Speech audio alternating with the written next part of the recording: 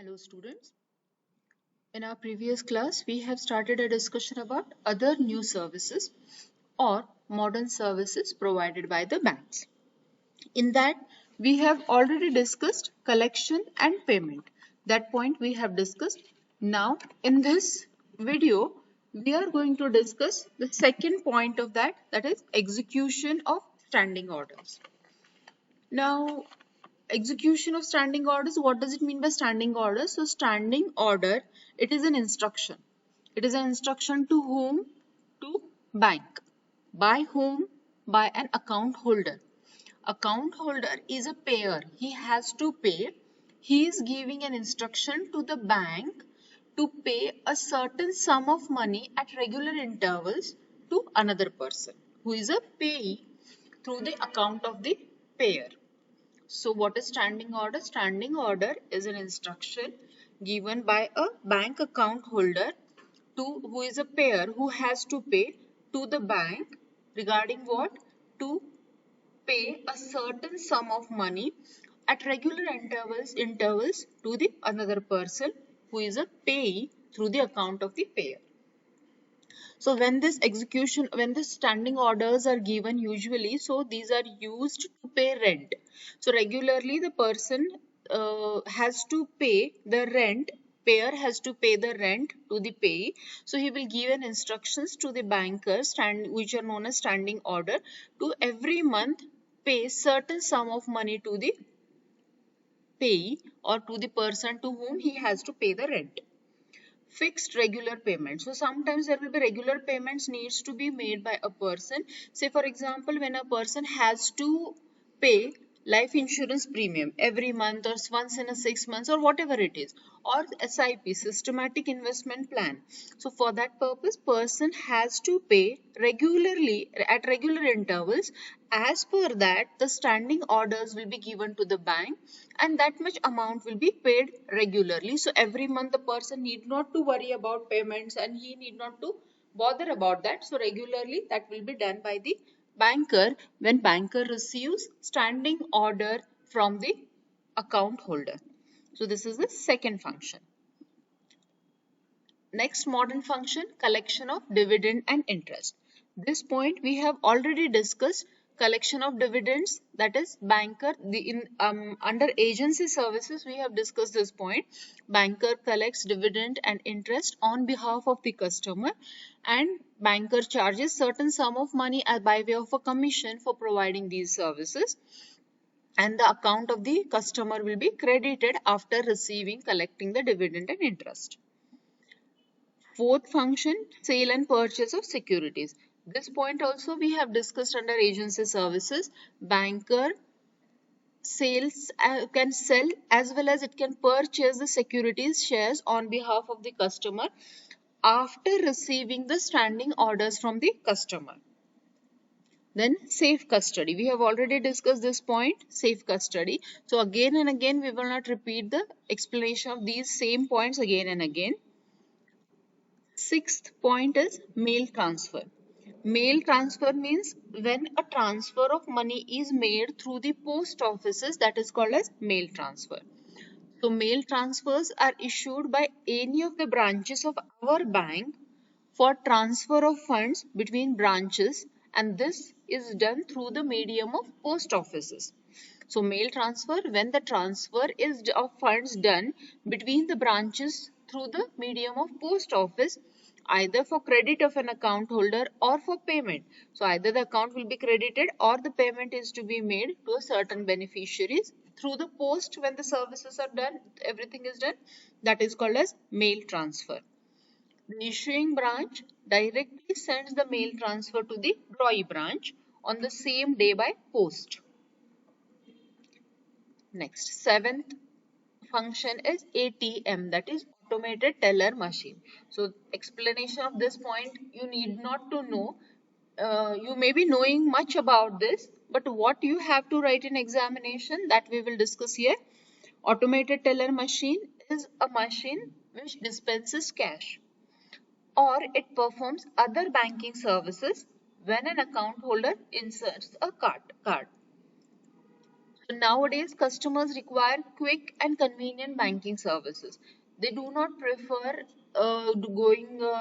physically going at the branch of the bank, waiting in queues for different cash counters. Rather than people want quick and convenient services, these services provided by the ATM machines. So ATM machines, the customer can get the money anytime. That is, customer can withdraw or even deposit money from his bank account and even check balance in his bank account at any time during day or night and throughout 365 days on non-stop basis. The person need not to wait for banking hours to start or during working hours only, or he need not to see that whether it is a day or night or on non-stop basis. On holidays also, these services will be provided through the machine. That is, either you can deposit the cash, you can withdraw the cash, you can check the balance. These services are provided by these ATM machines, and this is possible because of modernization of banks, because of use of technology. The banks give the customer ATM card. The ATM machine is placed in a small room and it functions with the help of computer network. Next function, mobile banking. Mobile means something which is moving. Mobile banking is a service which is provided by a bank that allows the customer to conduct financial transactions using mobile devices, that means moving devices. So we can perform banking functions, we can have banking services with the help of moving device, whether it may be a smartphone or a tablet. It uses software. So there will be software which is called as an app, which is provided by the banker, by the financial institution for this purpose. So there are certain apps like Axis Bank app or Union Bank app. So these apps can be used for performing banking functions. So in short, what is mobile banking? Mobile banking is use of smartphone to perform online banking tasks while you are away from your home computer, such as we can do, we can monitor the account balance, we can transfer the funds, bill payments can be made. That is mobile banking. Next point, extension counter. Extension counter, what is extension counter? Extension counter is like a bank branch, but it is with less facilities. What all facilities we get in the bank? All facilities will not be available, but few facilities or few services of bank will be provided by these extension counters. Extension counters are usually placed in prominent places like colleges where banking services are required, or in office campus, etc. Banking services are provided to the people in college or office. So previously we had an extension counter of corporation bank, but now we have a branch of that bank near the college. Basic services, which are the services which are available here? Basic services like deposits and withdrawals will be available. But if you want all banking services, then you have to visit the branch of the bank and not the extension counter. So this is another modern service or new service. Next 10th point is tax consultancy. Nowadays, banks also provide tax consultancy services to the account holders. So the bank will have a different tax consultancy department, and it gives advice on income tax, personal tax, corporate tax, regarding filing of returns, claiming deductions. All this advice will be given by the banks through their income tax department. Next is insurance services.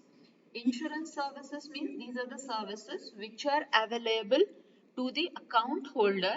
Account holder will get the protection of insurance cover, that is insurance services. So these are the services which are provided by the banker to the customer. So we have discussed all the banking functions.